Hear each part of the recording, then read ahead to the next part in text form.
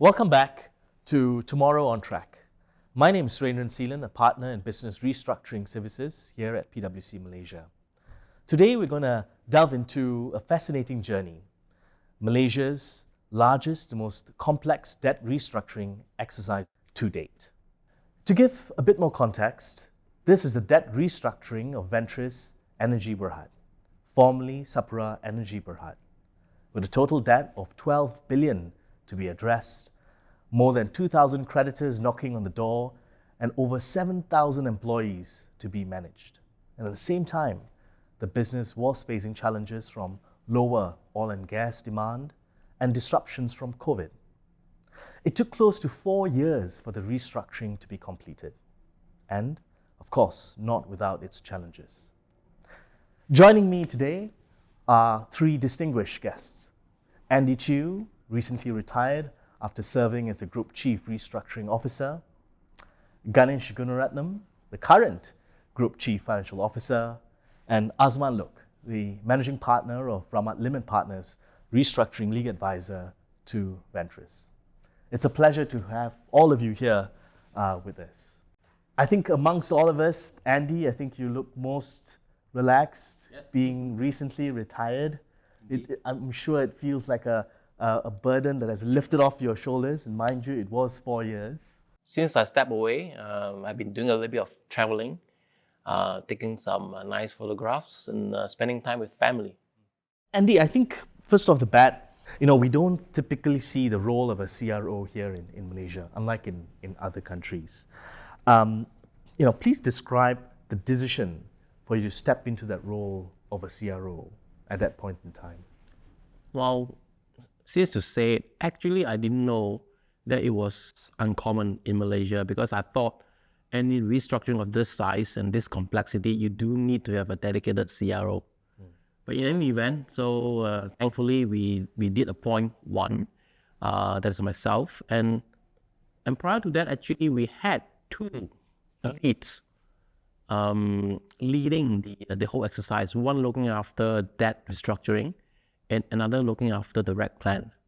So I thought, based on the feedback from all the advisors, it wasn't working very well. That setup is just a little bit convoluted.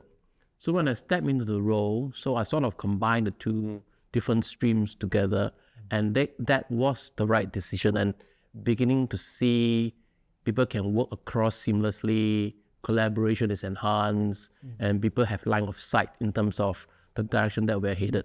So I thought that was a good call. So yeah, I didn't know that it wasn't common, but I thought it is actually a good decision to have one dedicated CRO for restructuring. Was it natural for you when you were the Chief Financial Officer at that point in time? Was it easy? What were some of the challenges that you faced? Well, there's no particular difficult challenge, because before I stepped into the role of CRO, I was the CFO. And at that time, I was already heavily involved in the restructuring, making decisions, meeting with the lenders, negotiating with them and all that. And if there's one thing that stood out for me in terms of challenge, I think it's convincing everybody that this is doable. Convincing everybody that we can do this together. I must say, initially, it felt difficult, because everybody had their own thought about how the solution should look like. So to pull everybody along the same line of sight is perhaps the most difficult challenge. But again, through a lot of collaboration, weekly call, and then sometimes behind the scene, we had a bit of a side discussion to ensure that everybody is aligned. I think that probably do the trick to ensure that we focus on the task. That's interesting, and I also imagine you need a particular captain, so to speak, to sort of pull it all together, a real project manager, right? And also to, as you say, there could be different people with different ideas on how to do things, and you need someone who's able to sort of pull all this together to sort of assess it and make the decisions if need be, and get the board's buy-in and so forth. Yeah, okay. And Ganesh, You were, of course, an advisor to Vantris, right? Focusing very much in terms of the short-term cash flows, what we call the 13-week cash flows. Then, of course, you made that leap to become the chief financial officer, and then Andy moved to become the chief restructuring officer. In your role then, as the chief financial officer, how important was it to ensure that everybody in Vantris and in your team in particular had a cash-conscious mindset? And was it easy to do when you entered Vantris? I would first start off to say that maybe a little bit of the journey on this. In order to survive a restructuring, you need cash flow. Because one of the things that happens once you enter into a restructuring, all your banking facilities that are available to you will be frozen. Okay? And when we first started my journey, first as an advisor, the idea was to build up what we call a 13-week rolling forecast. I think the company at that time had a version of it, but more top-down. What we wanted, and Andy in particular needed, right, as his role of the CFO at that time, is a cash flow that he can stand behind, right, to see the runway. So we had to sort of redo to do it from a bottom-up standpoint. Thus far, we have continued with that process. We have done probably 130 times this short-term cash flow forecast. So it has moved from initially every week that we prepare. Now when the cash flow is a bit more stable, people have a bit more view in terms of, the information.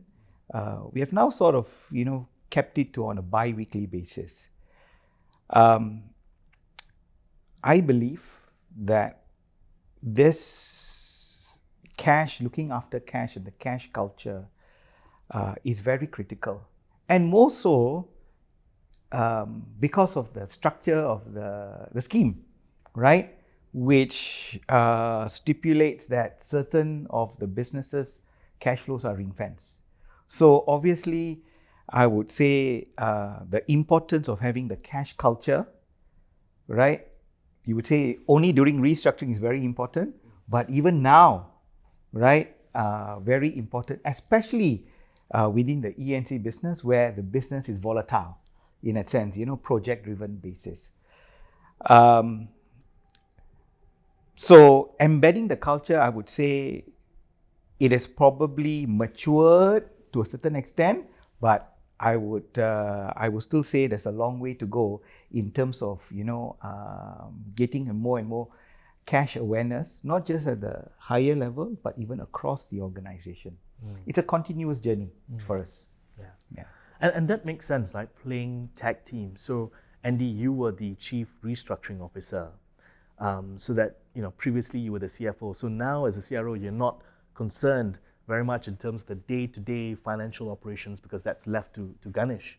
And Ganesh can then bring in the cadence and the discipline with regards to, the financial discipline, the cash consciousness and so forth, while you focus on making sure the restructuring gets done, right? So I think, we observed this, right? When both Andy and Ganesh were there, you could see that you've taken care, the restructuring, as well as the day-to-day, then the finances are in order as well.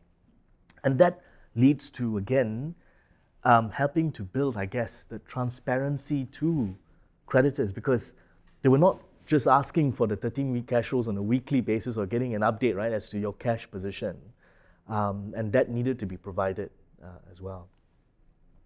There's something that I remember, Andy, you mentioned when you first came in, and the question about, and probably you can remind me, you said whether you trusted the numbers. Yes. You want to share a bit more about what you meant by that? Yes. So when Ganesh was speaking about cash flow, it reminded me about an interaction that I had with the lenders in the early days.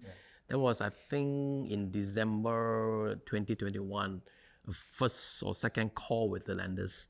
So I was asked by one of the major lenders, saying, Andy, surely you can provide us with a forecast, cash flow forecast. Now, before I delve a little bit further on that, maybe a little bit of context first, right?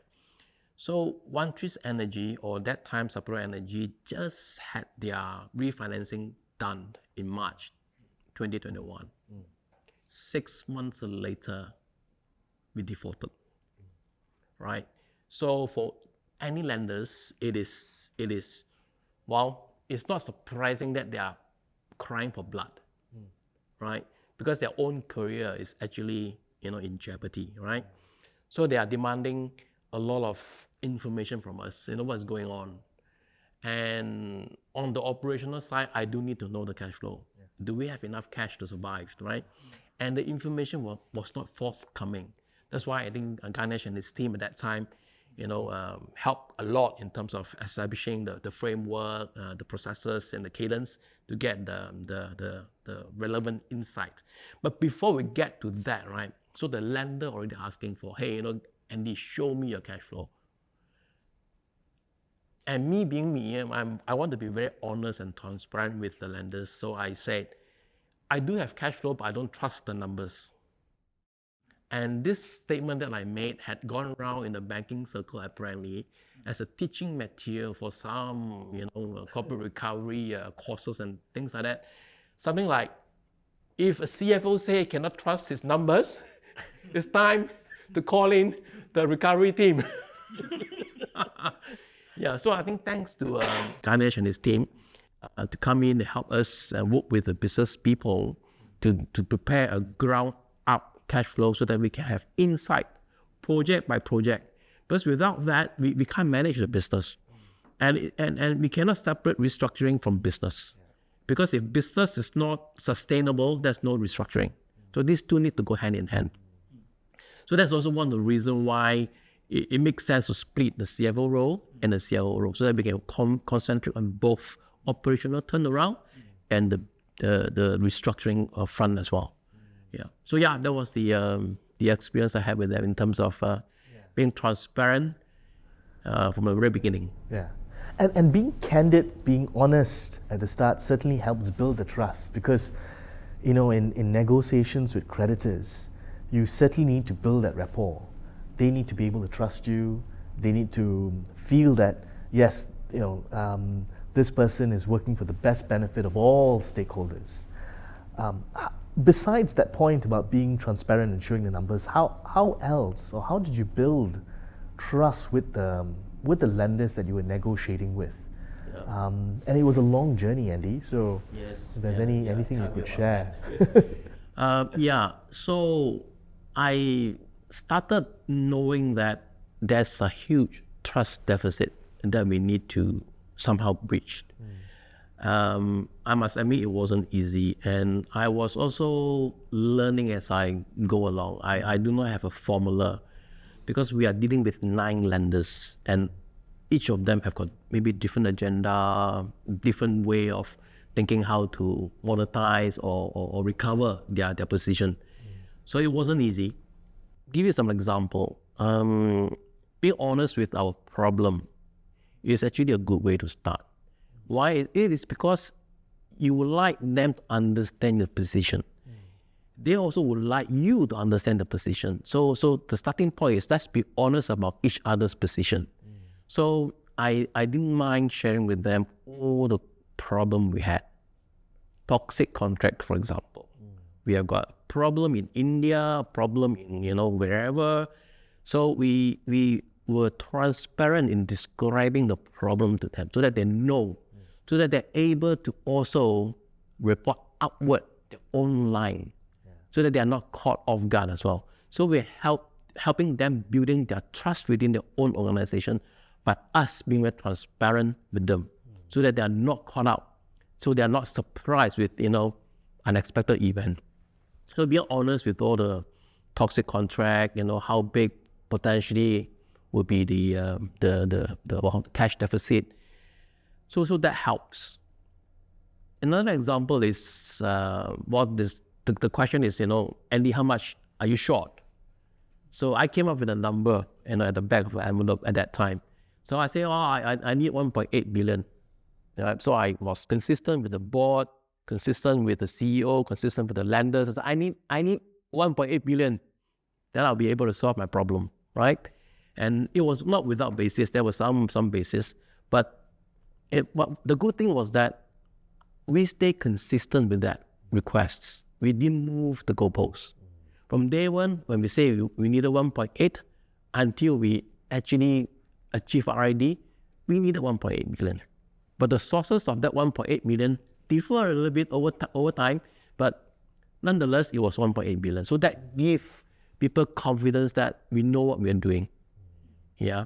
So that's another example as to how I believe being transparent, being consistent will help to push that transparency narrative with the lenders. Then people can trust you.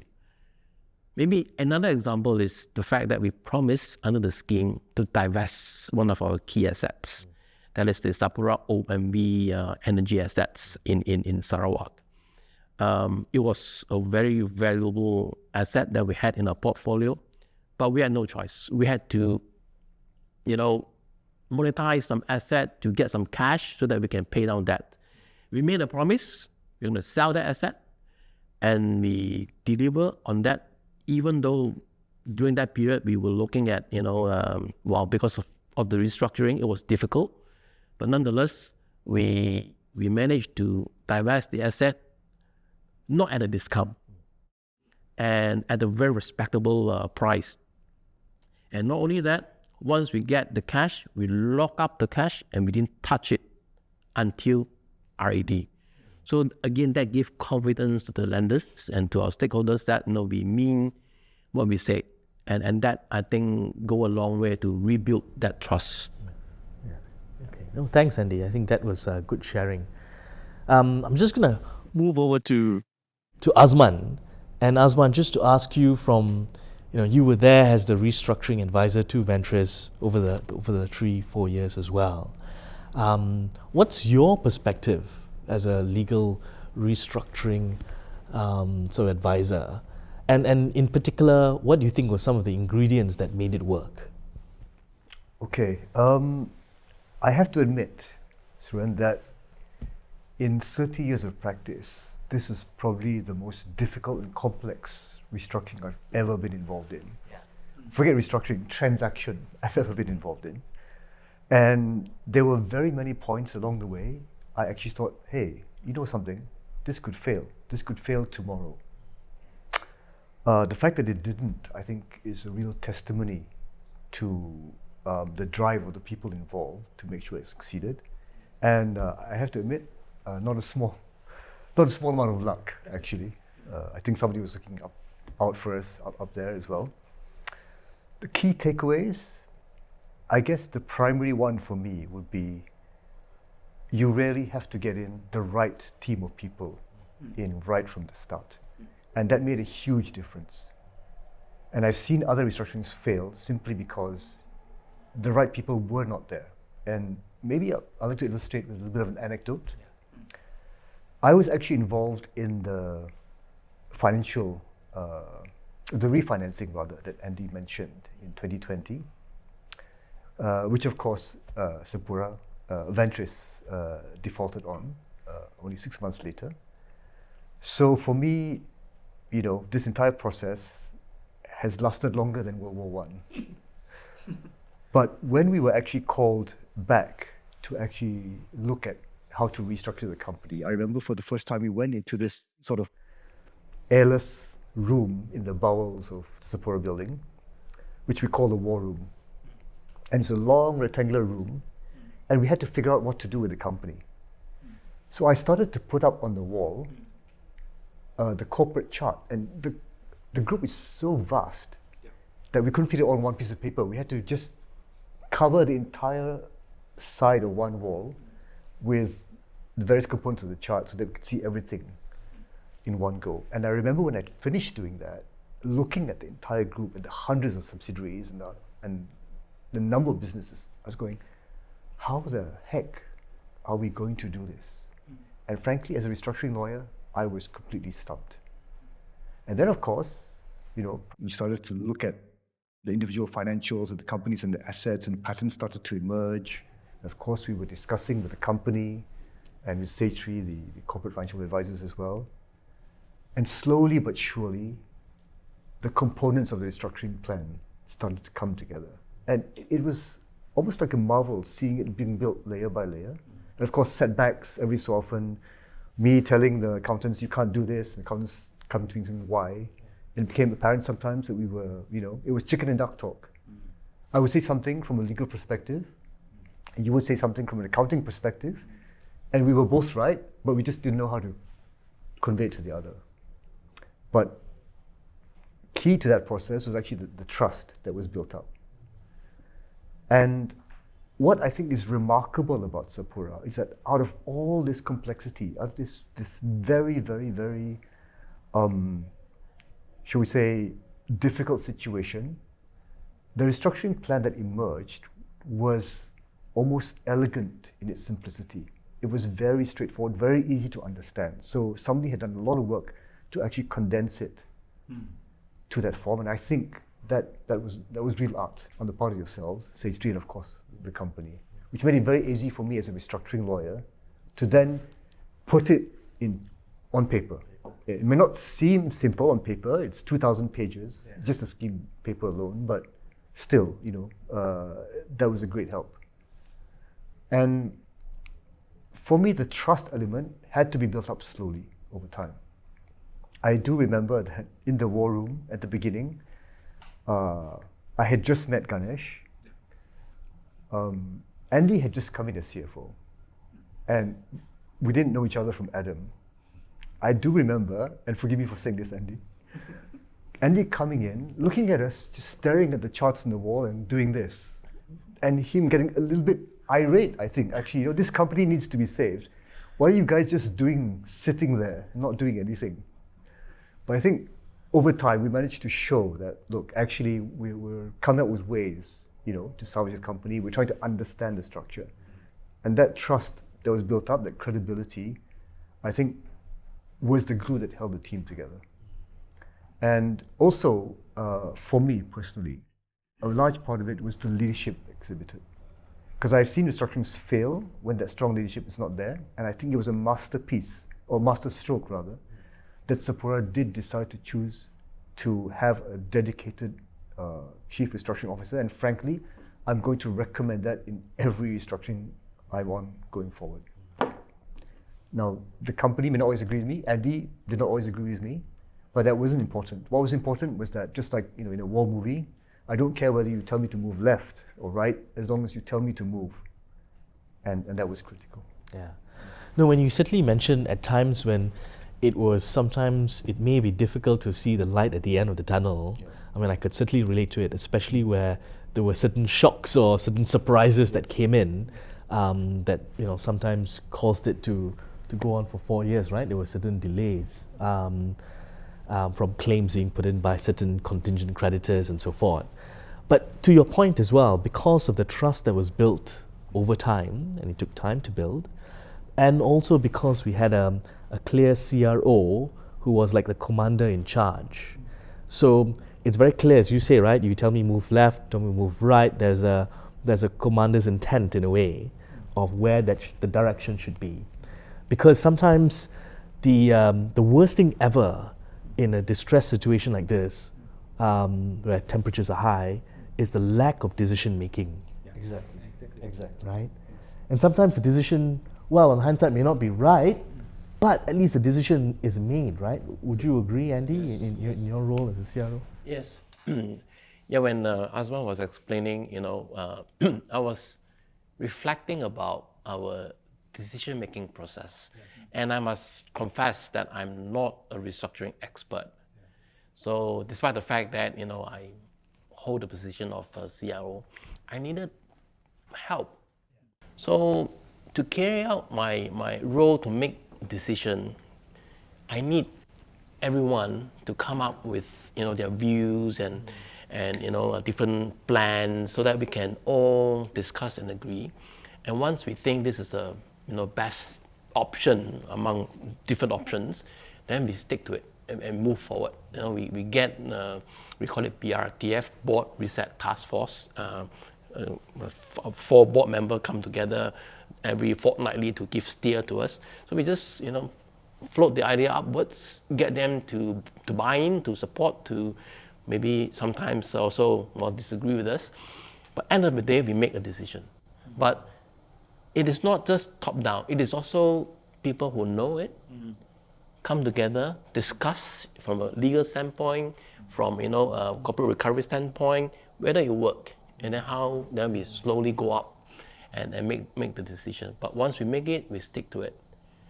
Yeah, and then the other part of it is obviously to sell that to the other side, and that also take some determination, to advocate as to why that was a better option. Yeah. And to sell that to the other side, there was sometimes you need a platform to be able to sort of mediate it, because we were dealing with, as you say, 9 lenders. And of course, not even counting the creditors, right? The trade creditors were 2,000, but that was very much separate because of the sheer size of the debt, the lenders versus the trade creditors or the unsecured creditors. But that platform, CDRC, and to get views from all of you, how important was CDRC, do you think now, on hindsight, in the whole process? Well, my simple view is that without CDRC, I think we would not be able to get to an outcome. That is my honest view. You remember I said earlier on that there was a huge trust deficit. There's no due space between the company and the lenders. It was so far apart. Give an example. The lenders is of the view that we should dispose small businesses. Yeah, they want to go down a path where they want to recover as much cash as possible. On the part of the company, we wanted to preserve some businesses so that we are able to generate stable cash flow going forward to sustain the group, because we also have thousands of jobs to look after, and the impact of the ecosystem to be mindful of, right? So we have different objectives, and it is, the divergence is so glaring, right? So without a platform like CDRC where there is a balancing of power, if you like, so that both sides can propose their solutions, and then for CDRC to review, to look at it, to give steer. Excuse me. I think without that platform, I think the company would not have enough voice in the room for us to get to an outcome. And I must say, even with CDRC involvement, right, it is not to say that the lenders are at the losing end. At the end of it, I think the outcome is fair and equitable. So I think that's the beauty of CDRC. Maybe I just add on a little bit. Go ahead. I think, first and foremost, I must say, right, restructuring is actually a very emotional for both parties involved. In simple terms, we owe the banks money and we're saying cannot pay. So there is implications on both sides, emotional, both from the company standpoint and as well as the banks. CDRC are not vested on both sides. So to a certain extent, what it also did was to allow a platform, right, an independent party who has no vested and to no emotion also. Look at it on a rational standpoint, to be able to hear the views of the lenders and creditors, or specifically lenders, as well as from the company, right? And able to find that balance and able to take away the emotion and look at the facts on hand, and then ask the other party to consider the views, both from from either the bank side or as well as the company side. So and I'm very thankful, actually, for CDRC to be able to help us in this journey. Yes, and of course the lenders themselves had their own advisor, and sometimes advisors can be at loggerheads, right? So you may need you may need to have some platform like this that be able to sort of mediate and see the reasonableness of certain information that has been asked, whether that information had gone to the other side. It's just that independent platform that we're able to sort of assess this in a way. Your views, Azman? No, I agree completely with whatever Ganesh and Andy have said. In fact, to your point, Ganesh, about emotions running high, I have to say that even in discussions with our counterparties, I think the fact that we were in CDRC proceedings and across the table in the CDRC building actually helped to maybe ameliorate those emotions and make negotiations perhaps a little bit more civil, a little bit more constructive than they might otherwise have been. So yes, I fully agree that the CDRC process in this case was a good one and a necessary one. Thank you, Osman, for your sharing. Just any final comments or thoughts?